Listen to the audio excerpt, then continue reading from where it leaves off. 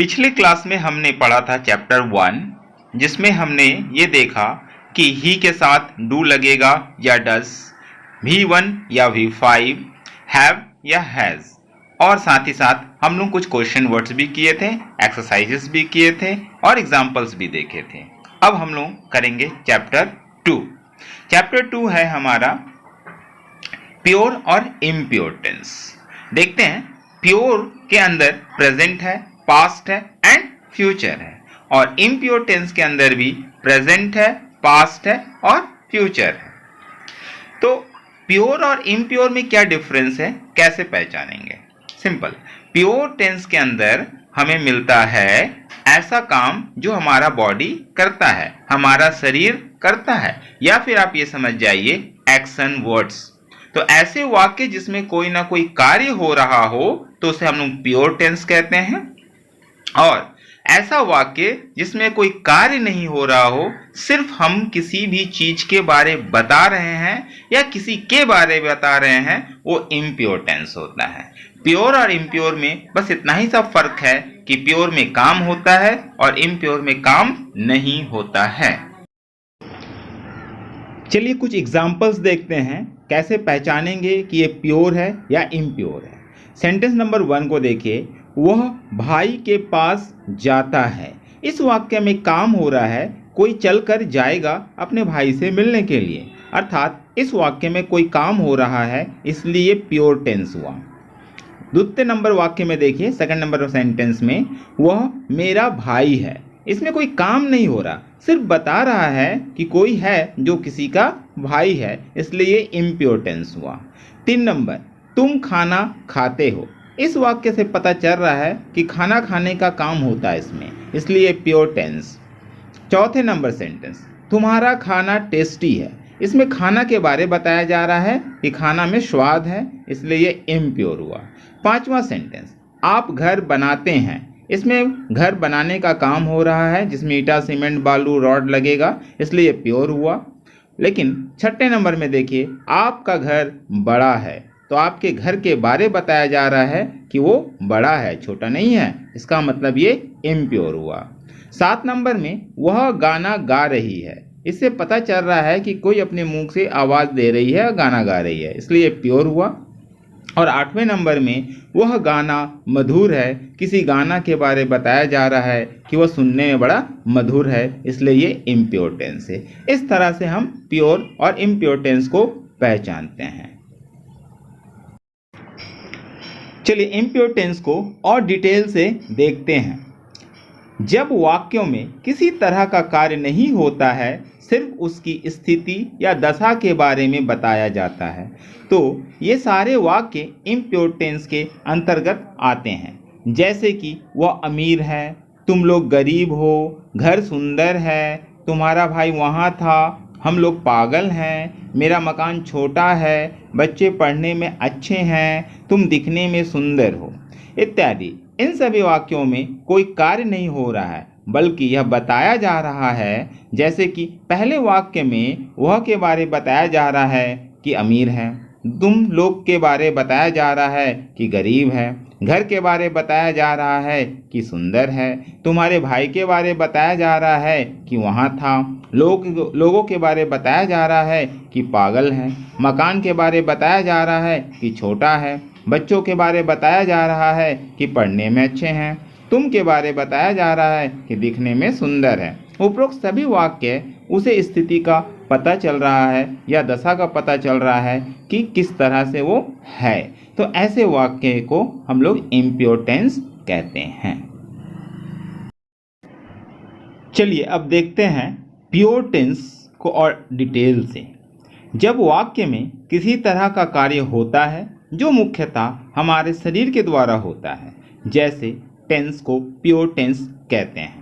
जैसे राम पढ़ता है, मोहन सो रहा है, वह आया है, मैं खा चुका हूँ, तुम लिखोगे, वे आए थे, इत्यादि। उपरोक्त सभी वाक्यों में कोई ना कोई कार्य हो रहा है।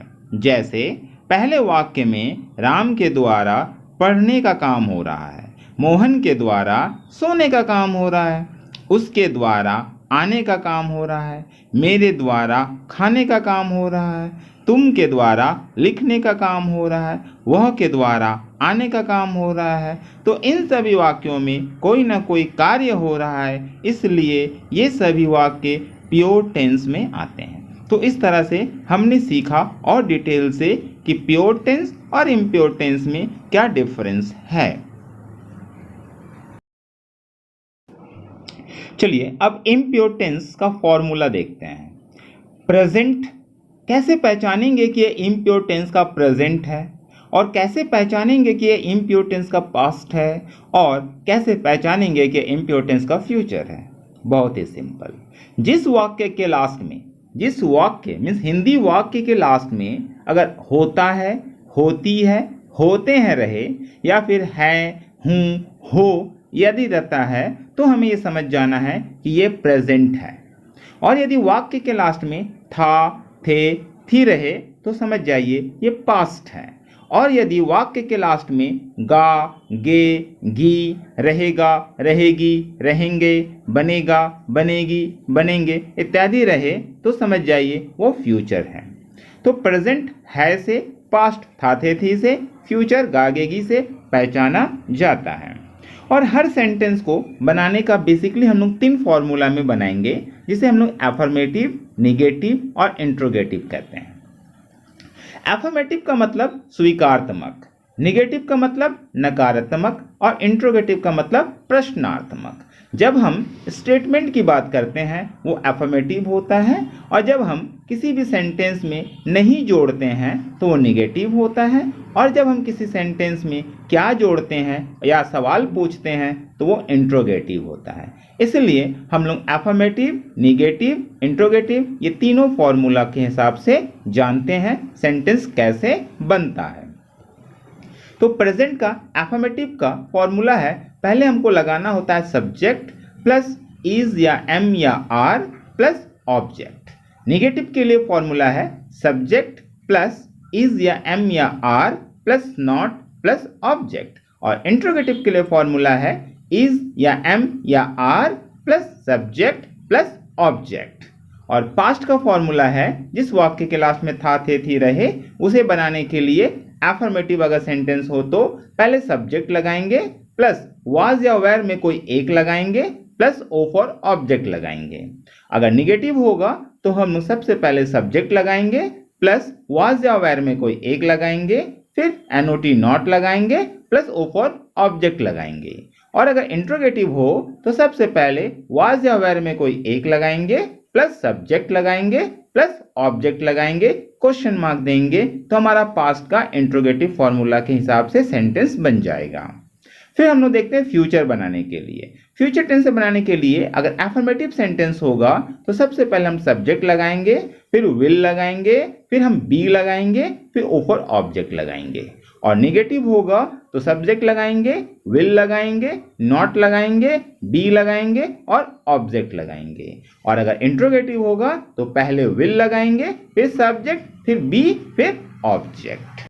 चलिए समझते हैं सब्जेक्ट क्या होता है, ऑब्जेक्ट क्या होता है। दरअसल जब वाक्य का शुरुआत होता है तो कोई ना कोई सब्जेक्ट होता है, मीन्स जो किसी वाक्य का कर्ता होता है या मुख्य होता है वो सब्जेक्ट होता है, और उसके द्वारा जो भी कार्य किया जाता है वो होता है ऑब्जेक्ट। उदाहरण स्वरूप देखिए, राम आम खाता है, तो इस वाक्य में राम मेन सेंटेंस का वर्ड है। तो जब राम मेन वर्ड है इस सेंटेंस का तो राम हो गया सब्जेक्ट। लेकिन राम क्या करता है, तो कुछ खाने का काम करता है, तो क्या खाने का काम करता है, तो आम हो गया ऑब्जेक्ट। तो इस तरह से राम आम खाता है में राम सब्जेक्ट हो गया और आम ऑब्जेक्ट हो गया। तो ऐसे हमारे साथ बहुत सारे वाक्य हमें मिलेंगे जिसमें सब्जेक्ट और ऑब्जेक्ट को हम लोग देखेंगे। चलिए अब कुछ एग्जाम्पल्स देखते हैं एफर्मेटिव, निगेटिव और इंट्रोगेटिव का। एक वाक्य लेते हैं, जैसे वह अमीर है, तो वह अमीर है ये एफर्मेटिव है, वह अमीर नहीं है ये नेगेटिव है, क्या वह अमीर है ये इंट्रोगेटिव है। कैसे हमने समझा कि एफर्मेटिव ये नेगेटिव ये इंट्रोगेटिव? बहुत ही आसान।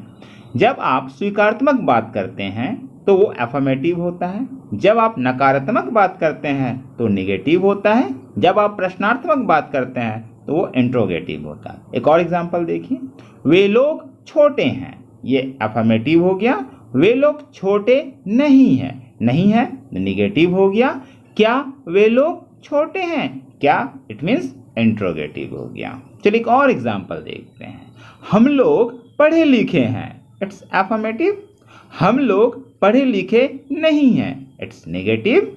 क्या हम लोग पढ़े लिखे हैं, इट्स इंट्रोगेटिव। तो इस तरह से हम लोग अफर्मेटिव, नेगेटिव, इंट्रोगेटिव वाक्यों को पहचानते हैं। अब हम लोग कुछ एग्जाम्पल्स देखते हैं, हिंदी और इंग्लिश दोनों एक साथ। एग्जाम्पल प्रेजेंट में देखते हैं, जिस वाक्य के लास्ट में होता है, होती है, होते हैं, है, हूँ, हो आदि रहे। पहला वाक्य है आप अमीर हैं, इसमें है आया। आप अमीर हैं का अंग्रेजी हमें बनाने के लिए फॉर्मूला देखना पड़ेगा अफर्मेटिव का। उसके तहत हमें लगाना है सबसे पहले सब्जेक्ट, उसके बाद इज या एम या आर, उसके बाद ऑब्जेक्ट। तो आप अमीर हैं, जैसे मैंने बताया जो पहला वर्ड होता है वो सब्जेक्ट होता है, तो आप इज अ सब्जेक्ट, तो आपका अंग्रेजी हो गया यू। अब यू के साथ हमें इज या एम या आर में कोई एक लगाना है, तो हमें पता है कि यू के साथ आर लगता है, तो हमने यू आर लगा दिया। ऑब्जेक्ट के रूप में इसमें आया है अमीर, अमीर का अंग्रेजी होता है रिच, तो हमने बना दिया यू आर रिच। नेगेटिव बनाने का फॉर्मूला है हमारे पास, सबसे पहले सब्जेक्ट लगाएंगे, इज एम आर में से कोई एक लगाएंगे, नॉट लगाएंगे, फिर ऑब्जेक्ट लगाएंगे। तो आप अमीर नहीं हैं, आप हमारा सब्जेक्ट है, तो आपके लिए हमने यू लगा दिया। अब उसमें इज एम आर में यू के साथ आर लगता है, तो आर लगा दिया, फिर नॉट लगाया, फिर ऑब्जेक्ट में रिच, तो यू आर नॉट रिच। अब क्या आप अमीर हैं, क्या आप अमीर हैं को हमने सबसे पहले बनाना है, इज एम आर में कोई एक लगाना है, फिर सब्जेक्ट लगाना है, फिर हमको ऑब्जेक्ट लगाना है। तो क्या आप अमीर हैं में क्या के लिए हो गया, इज एम आर में आर आ जाएगा, उसके बाद आप माने यू आ जाएगा, उसके बाद ऑब्जेक्ट, तो ऑब्जेक्ट में हमारे पास रिच बना हुआ है, तो आर यू रिच, ये इसका सही जवाब होगा। अब देखते हैं पास्ट में से पास्ट एग्जाम्पल्स, जैसे कि इसके लास्ट में था, थे, थी होना चाहिए। आप अमीर थे, तो आप अमीर थे ये अफर्मेटिव है, आप अमीर नहीं थे ये नेगेटिव, क्या आप अमीर थे इंट्रोगेटिव। तो पास्ट का अफर्मेटिव का फॉर्मूला है सब्जेक्ट लगेगा, फिर वाज या वेर में कोई एक लगेगा, फिर ऑब्जेक्ट लगेगा। तो आप हो गया सब्जेक्ट और यू, और उसके बाद वाज वेर में यू के साथ वेर लगता है, तो हमने वेर लगा दिया, और अमीर के लिए रिच, तो यू वेर रिच। नेगेटिव बनाने के लिए हमको नॉट लगाना है, तो आप अमीर नहीं थे, यू वेर नॉट रिच, और क्या आप अमीर थे इसके लिए हमने बना दिया वेर यू रिच। ये सारा सेंटेंस जो भी बन रहा है इसके पीछे जो मैंने फॉर्मूला आपको दिखाया था उस फॉर्मूला के बेस पे ही बन रहा है। अगर आप फॉर्मूला याद करते हैं तो ये सारे सेंटेंस आसानी से बनेंगे। तो एग्जाम्पल्स देखने के बाद आप वो फॉर्मूला ज़रूर याद कर ले, तभी ये वाक्य आपसे बनेंगे। अब फ्यूचर को देखते हैं, जिसके लास्ट में गागेगी हो। एफर्मेटिव में आप अमीर होंगे, लास्ट में होंगे गागेगी आ गया, और सब्जेक्ट में आप है और अमीर ऑब्जेक्ट हो गया, होंगे आपका हेल्पिंग है। तो निगेटिव में आप अमीर नहीं होंगे, और इंट्रोगेटिव में क्या आप अमीर होंगे। इसका अंग्रेजी देखते हैं। आप अमीर होंगे, पहले सब्जेक्ट लगाना है तो यू, उसके बाद विल लगाना है तो यू विल, फिर बी लगाना है रूल के हिसाब से बी, उसके बाद ऑब्जेक्ट लगाना है तो ऑब्जेक्ट इज रिच, तो you will be rich. Negative का फॉर्मूला है सब्जेक्ट लगाना है, विल लगाना है, नॉट लगाना है, बी लगाना है, फिर ऑब्जेक्ट लगाना है, तो ये बन गया you will not be rich.